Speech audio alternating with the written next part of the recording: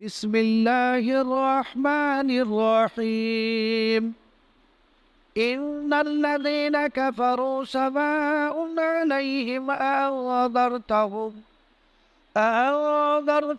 أم لم تنذرهم لا يؤمنون ختم الله على قلوبهم وعلى أبصارهم غشاوة ولهم عذاب عظيم۔ اس سے پچھلی آیات میں اللہ تبارک و تعالیٰ نے خالص مومنین کی صفات بیان فرمائی تھی، اور پھر اس کا نتیجہ بھی اس میں بیان کیا گیا تھا۔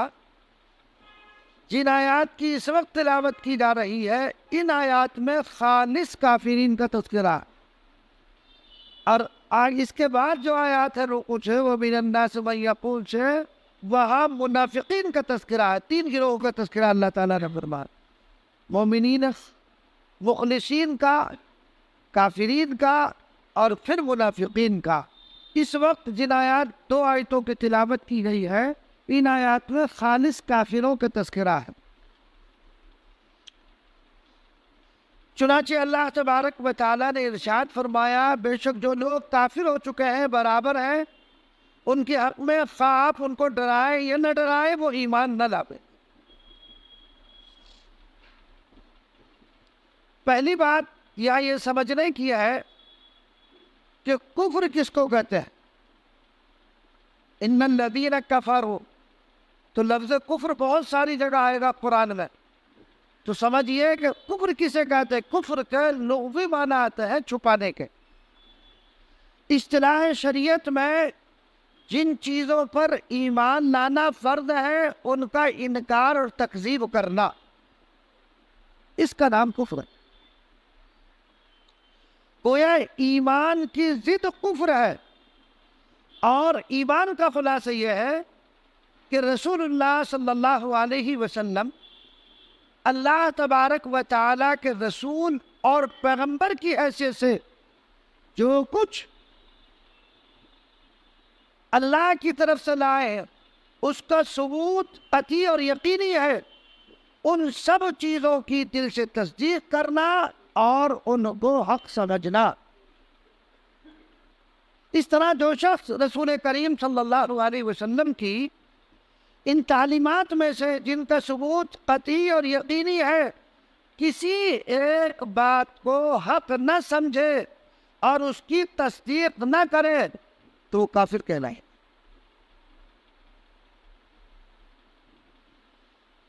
قرآنی آیات میں،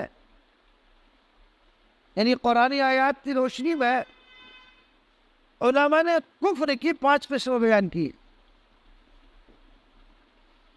ایک کفر تکذیب، یعنی انبیاء و رسول کو جھٹلانا۔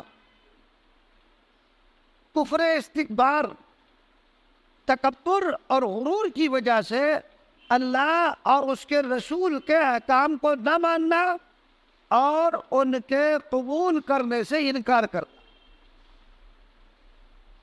ایک تیسری قسم ہے کفر اعراض، اللہ کے پیغمبر کی نہ تصدیق کرے نہ تکذیب کرے بلکہ اعراض اور روگردانی کرے، نہ تو تصدیق کر رہا ہے نہ جھٹلا رہا ہے، اعراض کر رہا، روگردانی کر رہا ان کی تعلیمات سے۔ چوتھی قسم ہے کفر ارتباب، یعنی پیغمبر صلی اللہ علیہ وسلم کی نہ صادق ہونے کا یقین ہے نہ کاذب ہونے کا یقین ہے، بلکہ شک اور تردد ہے۔ نہ تو صادق ہونے کا یقین نہ کاذب ہونے کا یقین بلکہ شک اور تردد ہے۔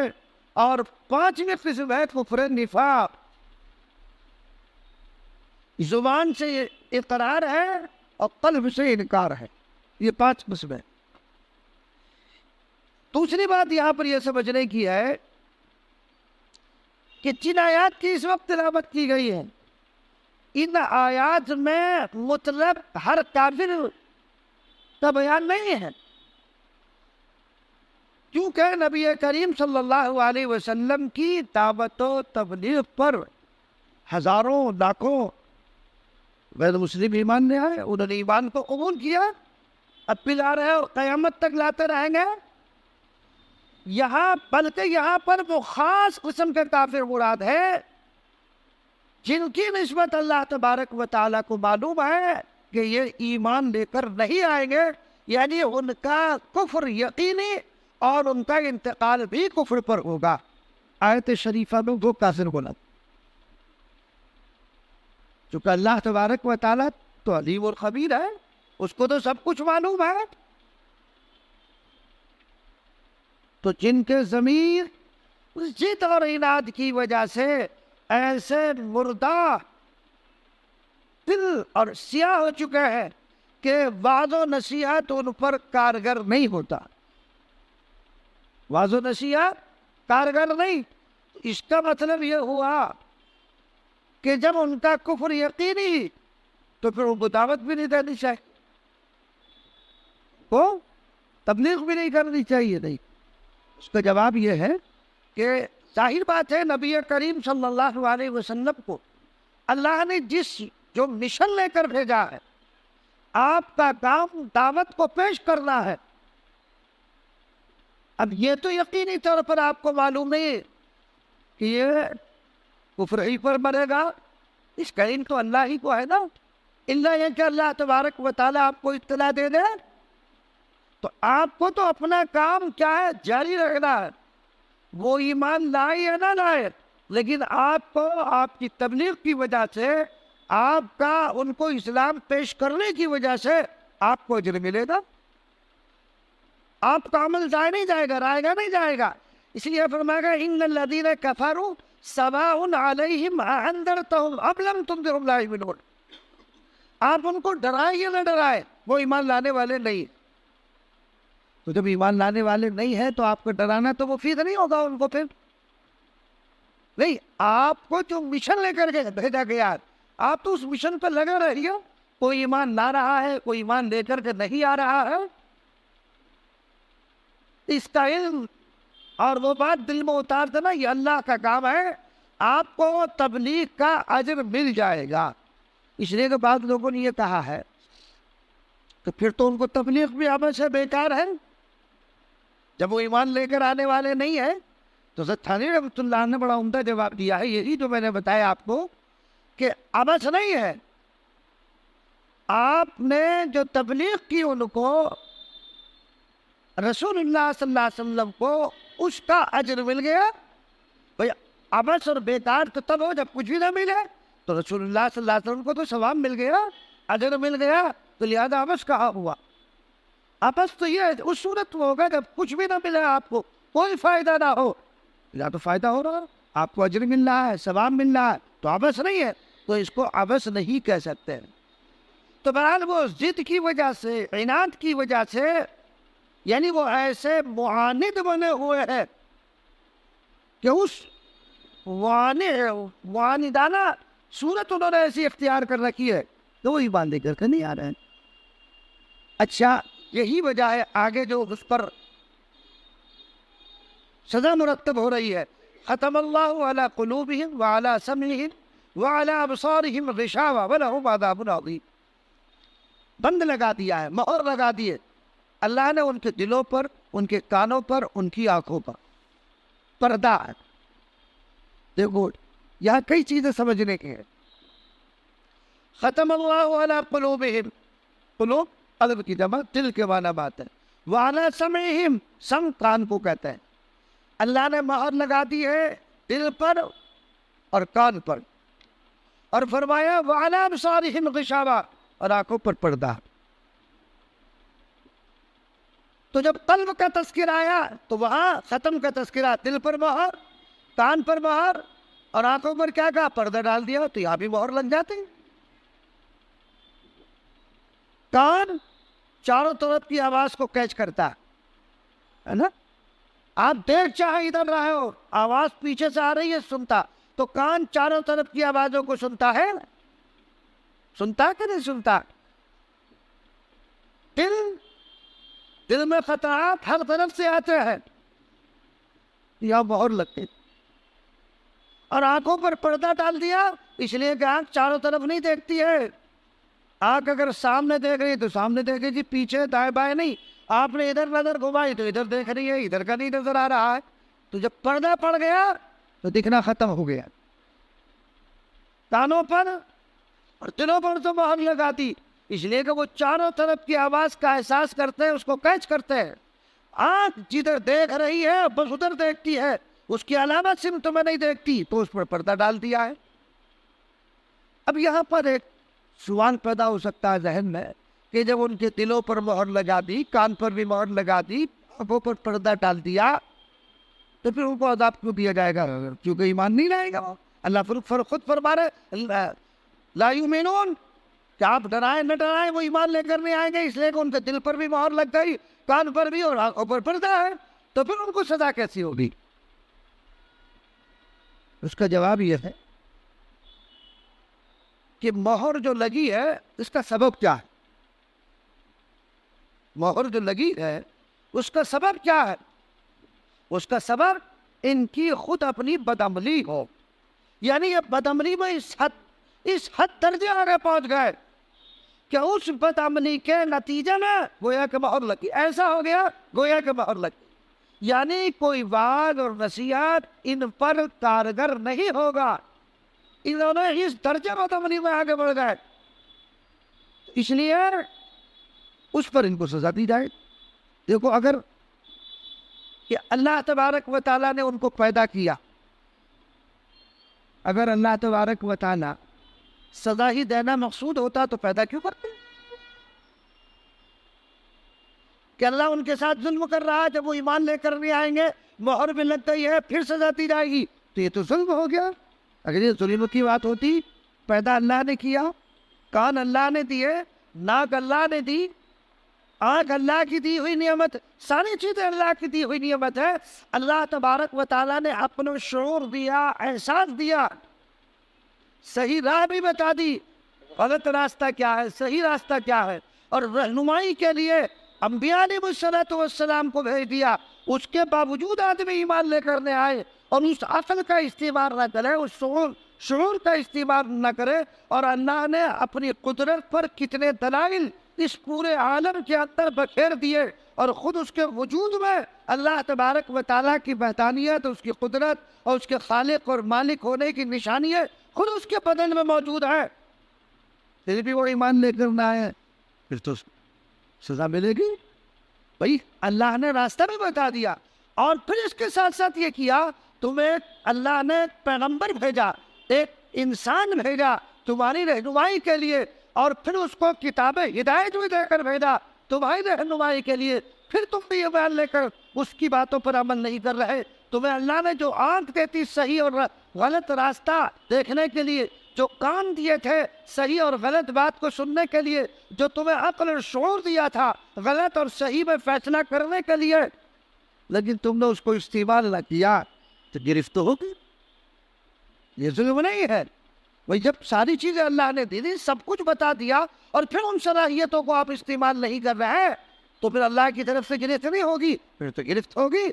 اس پر گرفت ہوگی کہ آپ نے اپنے اختیار سے جس راہ کو اختیار کیا اس اختیار پر گرفت ہوگی. کوئی 2 گلاس رکھے یہاں، ایک آدمی نے بتا تو یہ نہیں پینا، اس میں زہر ہے، یہ پانی صحیح ہے، اس پانی میں زہر ملا ہوا ہے، تو آدمی کو بتا دیا. اب آدمی کیا کرے؟ وہ اپنی عقل کا استعمال کرے گا، جو شعور اس کو دیا گیا ہے اس شعور کا استعمال کرے گا. کیا عقل کہے گی زہر والا مت پیو، سادہ پیو؟ اب اپنے اختیار سے جس کو وہ انتخاب کرے گا، ظاہر بات ہے اس کے اثرات تو پھر مرتب ہونے ہی ہے. تو اللہ نے عقل بھی دی، فہم بھی دی، تمہیں کان بھی دیے، آنکھ بھی دی، اور پھر سوچنے اور سمجھنے اور دیکھنے کی صلاحیت ہے تمہیں ودیعت کر دی. اس کے باوجود تم غلط راستے اختیار کر رہے ہو، تو گویا کہ اس غلط راستے کے اختیار کرنے کے نتیجے میں مہر لگی. یعنی یہ جو مہر ہے یہ تمہاری بدعملی کا نتیجہ ہے کہ تم نے بدعملی کے میدان میں اس حد درجے تم آگے بڑھ گئے، تو اس کے نتیجے میں اب کوئی صلاح اور فلاح کی طرف تمہارا دماغ چلتا ہی نہیں. جیسے حدیث شریف میں آتا ہے نا، انسان جب کوئی گناہ کرتا ہے اللہ کے رسول صلی اللہ علیہ وسلم کیا فرمایا؟ دل پر ایک سیاہ نقطہ لگ جاتا ہے نا؟ دوبارہ گناہ کیا پھر لگ جاتا ہے. اگر وہ گناہ کرتا رہتا ہے توبہ نہیں کرتا تو اس کا دل کیا ہو جاتا ہے؟ پورا زنگ آلود ہو جاتا ہے, سیاہی میں گھر جاتا ہے. اب کوئی خیر کی بات کہو تو اس کے دل پر اثر انداز نہیں ہوتی. تو جو دل سیاہ ہوا, اس پر جو نقطے لگنے شروع ہوئے, وہ کس وجہ سے؟ وہ انسان کی بدعملی کی وجہ سے. اللہ نے نہیں لگا, وہ نقطہ پہلے سے نہیں لگا ہوا ہے, وہ تمہاری بدعملی کی وجہ سے لگا. تو یہ جو مہر لگی یہ تمہاری بدعملی کی وجہ سے لگی ہے. لہذا جب بدعملی کی وجہ سے مہر لگ گئی تو ظاہر بات ہے کہ وہ ایمان ان کے دلوں میں کیسے داخل ہو جائے گا؟ صلاح اور فلاح کی بات ان کے دلوں میں کیسے داخل ہو جائے گی؟ ظاہر بات ہے کہ داخل نہیں ہوگی. اور پکڑ جو ہوگی, انہوں نے اپنے اختیار سے جس راہ کو چنا ہے اس پر ان کی گرفت ہوگی. تو اس میں یہ کہنا کہ اللہ نے ظلم کیا ہے, نعوذ باللہ, یہ نہیں کہا جا سکتا. اللہ بناتا ہی کیوں؟ اس نے بنایا, پوری مخلوق کو اس نے بنایا, تو ظلم کرنے کے لیے بنایا اللہ تبارک و تعالی. ظلم تو بدعملی کر کے اس نے خود اپنے اوپر خود ظلم کیا. اگر وہ صحیح راہ چلتا, جیسا کہ اوپر بیان کیا گیا کہ جو متقین ہیں, مومنین ہیں, جن کی صفات بیان کی گئی ہے, الذین یؤمنون بالغیب ویقیمون الصلاۃ ویؤتون الزکاۃ, یہ جو مومنین کی صفات بیان کی ہے, تو اللہ تبارک و تعالیٰ ان کو بہترین بدلہ دے گا. اولئک علی ھدی من ربہم واولئک ھم المفلحون, یہی لوگ اپنے رب کی طرف سے ہدایت پر, اور یہی لوگ کامیاب ہیں. تو ان کو تو کامیابی کا پروانہ کیوں دیا گیا؟ اس لیے کہ انہوں نے اچھے کام کیے. تم نے وہ کام کیا ہے کہ اللہ کا انکار کیا, رسول اللہ صلی اللہ علیہ وسلم کا انکار کیا, آپ کی رسالت کو نہیں مانا, آپ جو پیغام لے کر آئے اس کو نہیں مانا, اس کے نتیجے میں بہت لگتے. تو قصور اللہ کا نہیں, قصور نبی کا نہیں, قصور تمہارا خود کا ہے. جب ظاہر بات ہے خود کا ہے تو اس کو تو بھگتنا پڑے گا. تو فرمایا ختم اللہ علی قلوبہم وعلی سمعہم وعلی ابصارہم غشاوہ, بند لگا دیا ہے, مہر لگا دی ہے اللہ نے ان کے دلوں پر, اور ان کے کانوں اور ان کی آنکھوں پر پردہ ہے. وَلَهُمْ عَذَابٌ عَظِيمٌ, اور ان کے لیے دردناک سزا, بڑی سزا ہے. اللہ تبارک و تعالی بسا اوقات نافرمانی کی وجہ سے دنیا میں بھی کچھ نہ کچھ اس کی سزا دکھلا دیتے ہیں. کسی نہ کسی مصیبت میں مبتلا اور گرفتار کر دیتے ہیں تاکہ لوگ عبرت حاصل کریں. اور آخرت کا جو عذاب ہے وہ تو ہے ہی, اس سے کوئی نہیں بچا سکتا. بھئی مثالیں موجود ہیں, آپ قارون کو دیکھیے, میں خزانے کے اپنے زمین میں دھس گیا, اللہ نے دکھایا, عبرت بنا دیا. شداد کو دیکھیے, بڑے بڑے فرعون آئے, کیسی سزائیں ان کو دنیا میں ملی. یہ تو دنیا میں جو سزا ہے نمونہ تھوڑی سی سزا ہے, آخرت میں جو ہوگی وہ تو بڑی عجیب اور بڑی سخت سزا ہوگی. تو یہ جو اللہ تبارک و تعالی نے سزائیں ان کو دی ہے تاکہ لوگ عبرت حاصل کریں, نصیحت حاصل کریں, تو یہ تو تھوڑا اللہ تبارک و تعالی نمونہ دکھا دیتے ہیں. لیکن جو بڑی سزا ملے گی وہ تو وہی جا کر کے ملے گی. تو ان کے لیے دردناک عذاب ہے, کن لوگوں کے لیے جو اللہ کے علم میں ہے کہ یہ ایمان لے کر نہیں آئیں گے. اور یہی وجہ میں نے بتایا تھا آپ کو پہلے کہ جن کا کفر پر انتقال یقینی ہے, جو ہمیں معلوم ہوا رسول اللہ صلی اللہ علیہ وسلم کے ذریعے, اور رسول اللہ صلی اللہ علیہ وسلم کو اللہ کے ذریعے, ان پر تو لعنت کی جا سکتی ہے. عام طور پر لعنت نہیں کریں گے کافر کے, خاص جن کا کفر پر انتقال ہوا. اس لیے کہ عام کافر کو نہیں کہہ سکتے آپ. خاتمے کا علم تو اللہ ہی کو ہے, خاتمے کا علم تو اللہ ہی کو ہے. ہو سکتا ہے وہ آخر عمر میں ایمان لے آئے, ہمیں اور آپ کو تو پتہ نہیں. اسی لیے ایک بزرگ نے کہا نا کہ میں فی الحال بدتر ہوں تمام مسلمانوں سے, اور فی المحال بدتر ہوں تمام کافروں سے. انجام کے اعتبار سے اگر اس کا انجام اس ایمان پر ہوا, اور ایک مسلمان جو ساری زندگی اسلام کی حالت میں گزاری اور اس کا خاتمہ کفر پر ہو جائے, اور ایک کافر ہے جس نے ساری زندگی کفر پر گزاری اور آخر میں وہ ایمان لا کر ایمان پر خاتمہ ہو جائے, تو وہ انجام کے اعتبار سے وہ بڑھیا ہوا. تو انجام کا تو کسی کو بھی پتہ نہیں ہے، نہ آپ کو میرا پتہ، نہ مجھے آپ کو پتہ، نہ تو اس لیے جو ہے کسی کافر کو تعین کر کے اس پر لعنت کرنا، ہاں جن کے متعلق یقینی طور پر معلوم ہے جن کا کفر پر انتقال، ان کے لیے تو ہے، لیکن باقی کے لیے اس لیے کہ انجام تو اللہ ہی جانتا ہے۔ ایمان والا ہونا کوئی کافر ہے، ایمان پر خاتمہ ہو یہ کافر۔ ہاں لیکن ایمان، ظاہر بات ہے کہ ایمان پر خاتمہ بھی، جب اس کے اندر ایمان کی قابلیت ہوگی تو امید ہے کہ خاتمہ بھی ایمان پر ہوگا انشاءاللہ ثم انشاءاللہ، لیکن انجام کا علم اللہ کو ہے، کوئی دعویٰ نہیں کر سکتا ہے۔ وہی نہیں، حدیث میں بہت سارے واقعات ہیں اس قسم کے واقعات بہت سارے ہیں۔ ایک اللہ والا ہے، رات کو تہجد پڑھ رہا ہے، انتقال ہو گیا، اس کی گرفت ہو رہی ہے، اور ایک لکڑہارا ہے جو لکڑیاں توڑتا تھا اور پھر وہ غریبوں کا خیال رکھتا تھا، اپنے گھر والوں کا خیال رکھتا تھا، فرائض ادا کرتا تھا، اس کی مغفرت ہو رہی ہے۔ تو بہت سارے واقعات ہیں۔ بہرحال تو انجام کا علم تو اللہ کو، کسی کو پتہ نہیں ہے، اللہ ہی جانتا ہے، لیکن امید ہے انشاءاللہ جب ہمارے معاملات صحیح ہوں گے اور ہم شریعت کے مطابق اپنے زندگی کو گزاریں گے تو اللہ سے امید اور یقین یہی رکھنا چاہیے کہ ہمارا خاتمہ بھی ایمان پر ہی ہوگا انشاءاللہ۔ تو یہ تو دنیا میں سزا ہے، تھوڑی سی دکھلا دیتے، وَلَهُمْ عَذَابٌ عَظِيمٌ، اور ان کے لیے جو بڑی سزا ہے، جو دردناک سزا، وہ تو آخرت کے اندر ہوگی۔ اللہ تبارک و تعالیٰ اس سے ہم سب کی حفاظت فرمائے۔ ان دو آیتوں میں ہم نے بتایا جو کافرین ہیں ان کا تذکرہ۔ اب اگلی جو آیات ہے وہ وَمِنَ النَّاسِ مَن يَقُولُ، رکوع سے وہ خالص کس کا؟ منافقین کا تذکرہ۔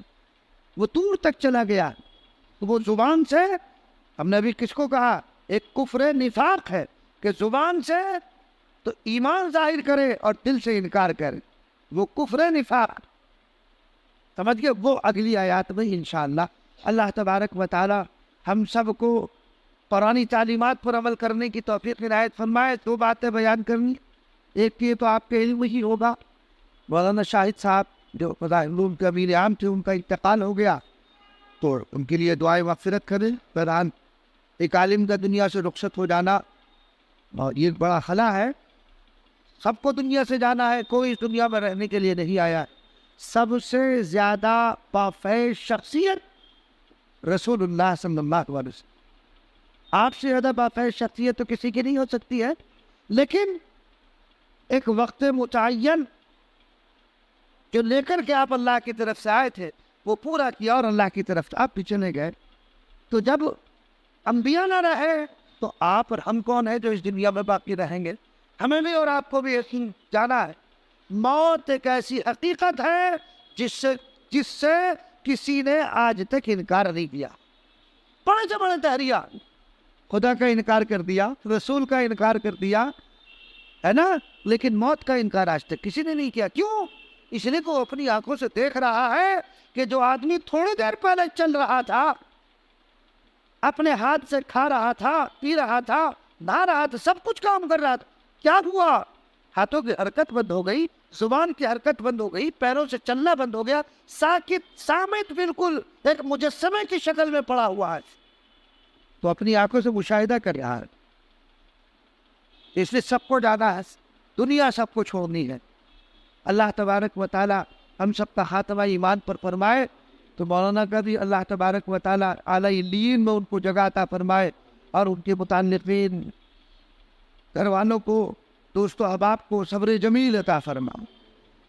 دوسری بات ہے کہ میں نے تیسری بات یہ عرض کرنی تھی، میں نے جمعے میں بھی کہا تھا، یہ جو میلہ گھوگال چل رہا ہے، معلوم بھی ہو رہا ہے کہ مسلمانوں کی بڑی اکثریت وہاں پر جا رہی ہے۔ یعنی اندازہ لگائیے ہمارے ذہن و فکر میں کیا ہے، ہماری سوچ کیا ہے، کچھ سمجھ میں نہیں آتا، حالات کیا چل رہے ہیں، لیکن ہم نے جو ہے نافرمانی پر کمر باندھ رکھی۔ خالص ان کا مذہبی ایک تہوار، ایک میلہ، مسلمان کا کیا کام؟ مسلمان کا لہو و لعب و کھیل کود سے کیا مطلب ہے؟ وہ جا رہے ہیں اور ہماری عورتیں پن سمر کر جا رہی تھیں۔ اللہ حفاظت فرمائے۔ پھر ناگوار واقعات پیش آتے ہیں، پھر روتے پھرتے ہیں۔ آپ دیکھ لیجیے اس بعد اب جا کر دیکھیے، وہاں مسلمانوں کا تانتا بنا ہوا ہے، ہمارا نوجوان طبقہ جا رہا ہے، صاحب حلوہ پراٹھا بڑھیا بنتا ہے وہاں، فلاں چیز بڑھیا بنتی، کھانے جا رہے ہیں، اور کیسے جو مفتی صاحب نے فتویٰ دیا تھا حلوہ پراٹھا تو کھا سکے. ارے بھائی کون سا مفتی ہے جو فتویٰ دے رہا؟ وہاں جانے کے لیے، میلے میں جانے کے لیے جو خالص ان کا مذہبی میلہ، جہاں سوائے شر ہی شر کے کوئی خیر وہاں پر نہیں، ایسی جگہوں پر جانے سے تو منع کیا گیا. بھائی حدیث شریف میں تو بازار کو کیا قرار دیا گیا؟ مسجد کو کہا گیا ہے خیر البقاع، جگہوں میں سب سے بہترین جگہ مساجد ہے. اور شر البقاع کس کو کہا گیا؟ بازار کو، کہ بازار جگہوں میں سب سے بدتر جگہ کون ہے؟ بازار. چلو وہاں تو جس کو شر البقاع کہا جا رہا ہے وہاں آدمی اپنی ضرورت سے جا رہا ہے، جبکہ ضرورت ہر ایک کی بہت سے وابستہ ہے. اور جہاں خالص جہاں میلہ لگا ہوا ہے وہاں سوائے شر ہی شر کے کچھ ہے ہی نہیں، وہاں کیا کرنے جا رہا ہے؟ پتہ نہیں کہاں ہماری غیرت ایمانی کہاں سو گئی ہے، احساس بالکل ختم ہو گیا ہے. تو اس لیے خود بھی رکیں، اور آپ کے متعلقین میں سے، محلے میں سے، پڑوس میں سے کوئی جا رہا ہو اس کو منع کرے. گناہ کبیرہ ہے، بڑا گناہ ہے. تو اس لیے اس میلے اور ٹھیلے میں اسلام کی تعلیمات بڑی صاف ستھری، اور اسلام نے ہمیں جو تہوار دیے ہیں، ہمیں جو میلے دیے ہیں وہ بھی بڑا صاف ستھرے ہیں. دیکھو عید ہے، بقرعید ہے، یعنی ہمیں اللہ نے جو خوشیاں دی ہیں اس میں عبادت کی عبادت. ہمیں جو عیدیں دی ہے وہ عبادت کا پہلو لیے ہوئے ہے. عید ہے تو کچھ نماز پڑھو، جا کر شکرانہ ادا کرو، پورے رمضان روزے رکھے، جا کر کے مساجد میں عیدگاہ میں جاؤ، 2 رکعت نماز ادا کرو، عبادت ہے. بقرعید وہاں بھی تو عبادت کا پہلو ہے ہمارے. تو اس لیے دوستو ایسے میلوں میں جانا، وہاں بازار لگانا بھی گناہ، وہاں دکان لگانا بھی گناہ ہے. اس لیے حدیث شریف میں آتا نا کہ من تشبہ بقوم فہو منہم، من کسر سواد قوم فہو منہم. جو کسی قوم کی رونق کو بڑھائے اور وہاں جا کر وہاں کی رونق کو بڑھا رہا ہے تو وہ بھی انہی میں سے. اتنی سخت بات کہ جو رونق ان کی رونق میں اضافے کا سبب بن رہا ہے وہ بھی انہی میں سے. تو کیوں جا رہے ہیں آپ ان کی رونق کو بڑھانے کے لیے؟ ایک گناہ اپنے ذمے اور اپنے سر لینے کے لیے کیوں جا رہے ہیں؟ کیا فائدہ ہے سوائے اپنے نیکیوں کو ضائع کرنا؟ آنکھ کا گناہ، دل کا گناہ، ناک کا گناہ، کان کا گناہ، سارے گناہوں کا مجموعہ.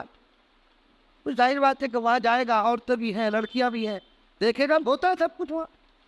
اللہ تبارک و تعالیٰ حفاظت فرمائے اور گناہ سے. سوچنا چاہیے، ہمارا ایمان جاگنا چاہیے. ایسے میلوں میں جا کر کے چاہے 10ویں ٹوپی کی دکان بھی لگا رہا وہ بھی ٹھیک نہیں، اس کی رونق کو بڑھا رہا. مزارات پر جاتے ہیں وہاں دکانیں لگاتے ہیں، اس کا حکم بھی یہی ہے. کیوں آپ وہاں کی رونق کو بڑھا رہے ہیں؟ آپ کیوں ذریعہ بن رہے ہو آپ کو اس کی رونق کو بڑھانے کا؟ کیوں سبب بن رہے ہو آپ؟ تو اس لیے ان سب چیزوں میں ہمیں ذرا سا سخت ہونا چاہیے. اپنی اولاد کو، اولاد سے محبت اس درجے کرو کہ اللہ کی نافرمانی نہ ہو، اس کو چھوٹ اتنی دو کہ اللہ کی نافرمانی لازم نہ ہے، ورنہ گرفت میں تم بھی آ جاؤ گے. تو اس لیے وہاں جانے سے اگر آپ کا کوئی متعلق جا رہا ہو یا آپ جا رہے ہو تو وہاں جانے سے رک جاؤ. کوئی آپ کا متعلق جا رہا ہو اس کو بھی منع کرو کہ نہیں جانا جائز نہیں. اللہ تبارک و تعالی ہم سب کی حفاظت فرما، ہم سنت و شریعت پر عمل کرنے کی توفیق عنایت فرما. اللہم صلی علی سیدنا و نبینا و مولانا محمد عبدہ و رسولہ. ربنا ظلمنا انفسنا وان لم تغفر لنا وترحمنا لنكونن من الخاسرين. لا الہ الا انت سبحانك انی كنت من الظالمین. واعف عنا واغفر لنا وارحمنا انت مولانا فانصرنا على القوم الكافرین. اے اللہ ہمارے گناہوں کو معاف فرما، خطاؤں کو درگزر فرما، ہم سب پر رحم اور کرم اور عافیت کا معاملہ. اللہ تو راضی ہو جا، رضا والے اعمال کی توفیق میسر فرما. جب تک اے اللہ زندہ رکھیے ایمان پر قائم اور دائم رکھ، جب وقت آئے تو خاتمہ ایمان پر فرما. اے اللہ خاتمہ ایمان پر فرما. چلتے ہاتھوں پیر اٹھا، کسی کا محتاج نہ بنا، تو اپنا محتاج رکھ، مخلوق کی محتاجی سے حفاظت فرما. اے اللہ یہ ہاتھ تیرے سامنے پھیلے، مخلوق کے سامنے پھیلنے سے حفاظت ہو۔